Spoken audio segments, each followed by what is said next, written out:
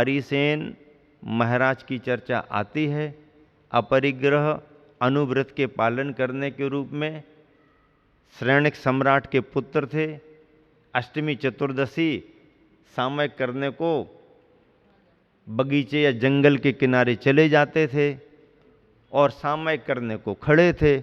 उसी समय महल से कोई चोर चोरी करके भागा, कीमती हार लेकर के भागा। सैनिक पीछे लग गए, पकड़ने के लिए उन्होंने पीछा किया। इसको लगा कि देखने में आ गए हैं, सैनिक पीछे लग गए हैं, कहीं ना कहीं जाकर के पकड़े ही जाएंगे और सजा बड़ी मिलेगी। बचने का उपाय क्या है? तो जो कीमती हार है वो हार यहाँ वहाँ देखा, बारीसेन कुमार देखे, उनके पास फेंक करके और भाग गया। अब पकड़ में भी आ जाएंगे तो अपने पास माल ही नहीं है तो क्या? वो पकड़ में आ गया, देखा दाखा कुछ नहीं मिला। तुमने चोरी नहीं की, देख लो ना आप। कितना भी कोई भी कुछ भी सामान को लेकर के कहीं जा रहा हो और यदि कोई स्थिति बनी और उसने फेंक दिया और उस पर कोई प्रूफ नहीं है, कोई सबूत नहीं है, कोई कागज पत्रा नहीं है, तो वह एकदम फंसाया नहीं जा सकता। पर निर्ममत्व भाव से यदि उसने फेंक दिया और कह दिया हमारा नहीं है, हमारा नहीं है कह दिया, प्रूफ नहीं, कुछ उसका कनेक्शन होगा, साइन सील सिक्का होगा, तो फेंकने के बाद भी पकड़ में आएगा। लेकिन यदि केवल यूं ही लेकर के जा रहा और उसको ऐसा लगा और एक तरफ रख दिया, छोड़ दिया, फेंक दिया और दूर खड़ा होकर के कहने लगे हमारा थोड़ी है, हमारा थोड़ी है, उसने कह दिया, जिसका हो ले जाओ। तो फिर अब जब उसने फेंक दिया वो तो फ्री हो गया। कहां होगा, क्या होगा, किसके पास होगा? देखते देखते अरे बारीसेन कुमार के पास है, ये तो राजपुत्र हैं, ये ऐसा क्यों करेंगे? लेकिन फिर किसी ने कहा कि नहीं, इन्होंने ही किया है, इनके पास है। अपन को आता देख करके ये एक तरफ रख करके खड़े हो गए हैं। अब इनके पास बरामद है तो राजा साहब को सूचना दी जाना चाहिए कि हम तो कुछ और सोच करके पकड़ने के लिए भागे थे, ये तो राजकुमार के पास निकला। अब क्या करें? सामयिक से उठे, सभी को आश्चर्य हुआ कि इनके पास तो हो ही नहीं सकता है, इन्हीं के महल का सामान है और इन्हीं का सामान है, ये क्यों लेके भागेंगे? लेकिन फिर भी ऑन स्पॉट जो दिखाई दे रहा है सबूत तो वही माना जाएगा। हाँ?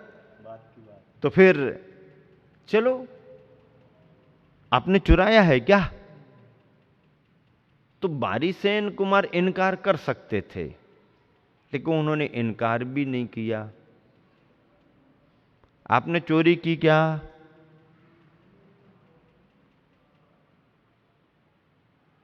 बहुत पूछने पर मेरा नहीं है, मैंने नहीं की। नहीं, आपके पास ही तो रखा है। आपने नहीं की तो बताओ फिर किसने की? आपको मालूम होगा ना। फिर माल आपके पास है, आपने चोरी नहीं की हम स्वीकार कर लेंगे, लेकिन फिर ये आपके पास आया कहां से, किसने रखा आपके पास, आप बताओ। अब उनके मन में आया कि मेरे लिए जो होगा वो तो मैं अपने हिसाब से ठीक कर लूंगा, लेकिन जिसने फेंका है यदि उसका नाम बता दिया तो उसके लिए बड़ा दंड मिल जाएगा और मेरे द्वारा कहे जाने पर मिलेगा, इसलिए बोलना ठीक नहीं। आप ये बताओ किसने आपके पास रखा? बताया नहीं। आपने चोरी की? चोरी नहीं की। आपने चोरी नहीं की तो ये माल आपके पास कैसे है? फिर उसका नाम बताओ जिसने यहां पर रखा है। नाम बताया नहीं तो इसका मतलब है कि आप ही ने चोरी की है। राज दरबार में यही तर्क वितर्क हुआ। सैनिक ने कहा कि तुमने चोरी नहीं की तो बताओ किसने चोरी की, किसने तुम्हारे पास रखा।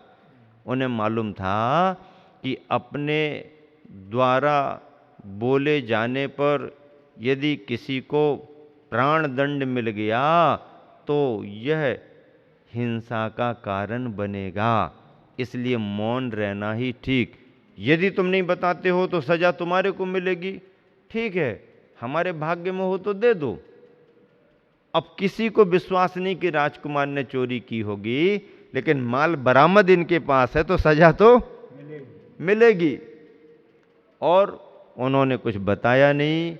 राजा ने न्याय के तौर पर राजकुमार को दोषी पाया, अपने ही बेटे को सजा दी, लेकिन उसका पुण्य भी तो काम करता था, सभी को मालूम था। तो उस सजा में भी उसकी रक्षा कैसे हो गई? देवों ने उसकी रक्षा की। कहानी अपरिग्रह अनुव्रत के रूप में बारिसेन के नाम पर आती है।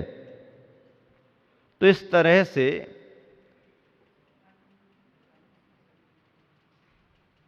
एक एक करके जो भी प्रसंग यहां पर घटित हो रहे हैं उसमें यही परिग्रह और अपरिग्रह के रूप में बात आ रही है कि बाह्य वस्तु परिग्रह तो है, पर यदि तुम्हारा स्वामित्व है तो परिग्रह है। और तुम्हारे स्वामित्व के बिना कोई डाल करके छोड़ करके चला गया और तुम्हारा उसमें नहीं, तो वो उपसर्ग की स्थिति का हो जाएगा, तुम्हारा अपना नहीं है। सावधान हो शिल्पी अबा से एक एक कर क्रमशः कर पर ले, फिर धरती पर रखता जा रहा कुंभों को। अबा में से निकाल करके एक एक कुंभ को हाथ में ले रहा, फिर जमीन पर रखता जा रहा है। धरती की थी है रहेगी माटी यह। ये जो माटी है ये धरती की थी है और रहेगी, किंतु पहले धरती की गोद में थी। माटी पहले जो थी वह धरती की गोद में थी, आज धरती की छाती पर है। जब खोदी जा रही थी तो धरती की गोद में थी माटी, और जब घड़ा बनकर के तैयार हो गया तो धरती के ऊपर रखा जा रहा है कुंभ के परिवेश में। बहिरंग हो या अंतरंग, कुंभ के अंग अंग से संगीत की तरंग निकल रही है, और भूमंडल नवमंडल ये उस गीत में तैर रहे हैं। लोग कुंभ को अबा से बाहर निकले 2-3 दिन भी व्यतीत ना हुए, उसके मन में शुभ भाव का उमड़न बता रहा है सबको कि अब ना पतन ना उत्पतन, उत्तरोत्तर उन्नयन नूतन भविष्य शस्य भाग्य का उघड़न। बस अब दुर्लभ नहीं कुछ भी, इसे सब कुछ सम्मुख समक्ष। भक्त का भाव अपनी ओर भगवान को भी खींच ले आता है। भक्त का भाव अपनी ओर भगवान को भी खींच ले आता है। वह भाव है पात्रदान अतिथि सत्कार। भक्त का भाव अपनी ओर भगवान को भी खींच ले आता है, वह भाव है। देखो भक्त का भाव क्या है जो भगवान को भी अपनी ओर खींच लाता है? भक्ति अपने आप में खींच करके ले आती है। आप कभी भी शुभ भावों से कोई अच्छा काम करना शुरू करो, आपको परिचय देने की जरूरत नहीं पड़ेगी। जो अपने मुख से परिचय दिया जाता है वो कमजोर व्यक्ति का परिचय माना जाता है, और जो अपने कार्यों से परिचय दिया जाता है वो मजबूत व्यक्ति का परिचय माना जाता है। हम बहुत अच्छे कार्य करता हैं कहने की जरूरत नहीं। आप यदि काम करोगे तो अपने आप पहचान बनेगी। वाणी व्यक्ति का परिचय कराती है, पर वाणी से भी ज़्यादा असरदार परिचय कभी कभी मौन का भी हो जाया करता है। मौन की भाषा भी बहुत बड़ी भाषा मानी जाती है। बोल करके परिचित होते हैं, बोलने से परिचय मिलता है, लेकिन यथा समय यथा आवश्यक बोल करके भी परिचय दिया जाता है। पर कभी कभी किसी के बारे में कोई जानकारी ना भी हो तो उसके उठने में, बैठने में, आने में, जाने में, उसके हाव भाव में अपने आप परिचय होने लगता है।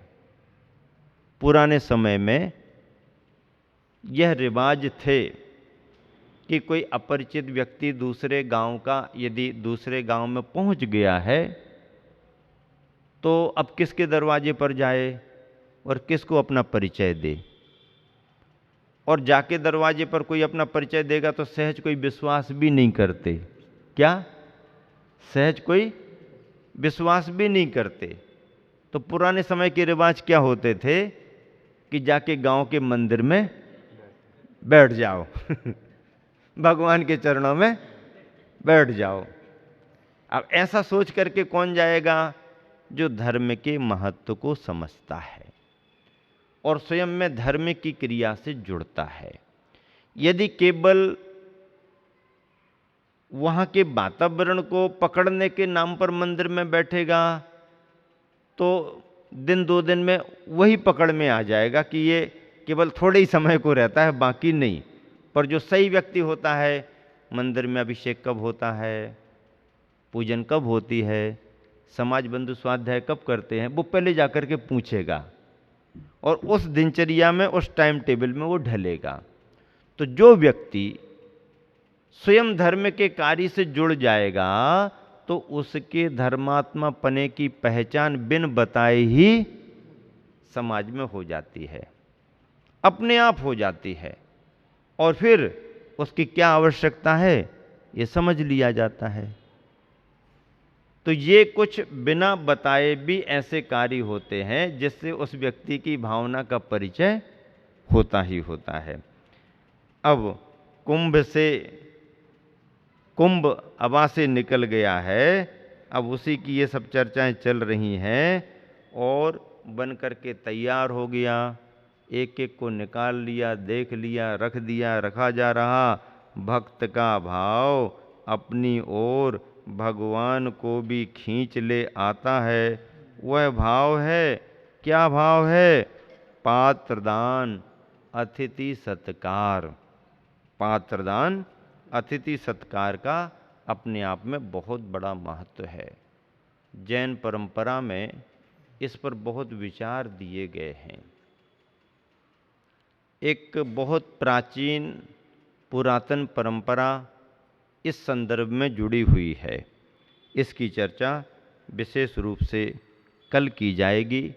आज के संदर्भ में केवल इतना ही कि जो सुषुप्तावस्था में कुंभकार ने अपने मानस की तरंगों में स्वप्न देख लिया था, निद्रा टूटते ही, चेतना जागृत होते ही उसे एक ख्याल में आ गया कि ये जो अनिष्टकारक अशुभ जो देखा है वह केवल स्वप्न था और स्वप्न सही नहीं होते हैं।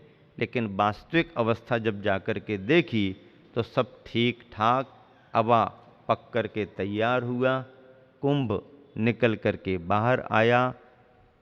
कुंभ ने अग्नि की परीक्षा ली और अग्नि ने कुंभ की परीक्षा ली। चौथे खंड का शीर्षक ही इसलिए गुरुवर ने रखा, अग्नि की परीक्षा चांदी सी राख। अग्नि तो सबकी परीक्षा लेती है, अग्नि सबकी परीक्षा लेती है, लेकिन अग्नि की परीक्षा भी ली जाती है। सही अग्नि जो होती है वह जल जल करके लकड़ियों को कोयला बना करके राख कर देती है, और जो अग्नि लकड़ियों को जला करके कोयला बना करके सफ़ेद सफ़ेद राख बना दे, राख यानी चांदी जैसी सफ़ेद सफ़ेद राख बन जाए, तो समझो अग्नि श्रेष्ठतम अवस्था वाली थी। ऐसे चौथे खंड में जो चर्चा आई है, अग्नि की परीक्षा चांदी सी राख, इस विषय को अब और कुंभकार के पकने पर, तैयार होने पर क्या क्या स्थितियां बनती हैं, उसका उपयोग किस रूप में मंगलकारी महत्वपूर्ण होता है, इसकी चर्चा कल करेंगे। महावीर भगवान मूक माटी के इस चौथे खंड में पक कर के जब कुंभ तैयार हो गया है, शिल्पी को भी अपार प्रसन्नता की अनुभूति होती है और इसी संदर्भ में नगर सेठ के मन में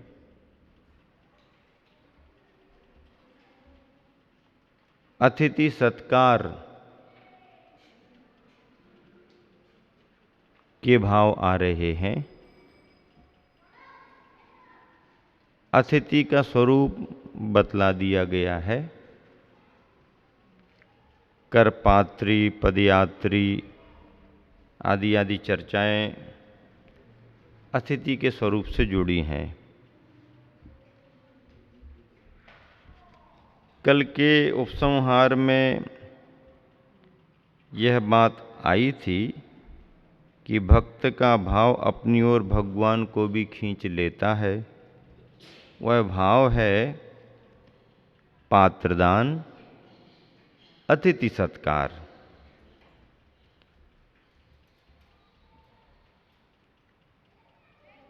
उसी संदर्भ को आगे बढ़ाया जा रहा है।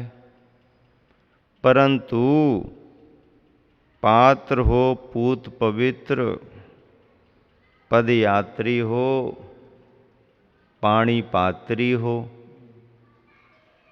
पदयात्री हो, पाणी पात्री हो, पीयूष पाई हंस परमहंस हो, अपने प्रति वज्रसम कठोर, पर के प्रति नवनीत मृदु और पर की पीड़ा को अपनी पीड़ा का,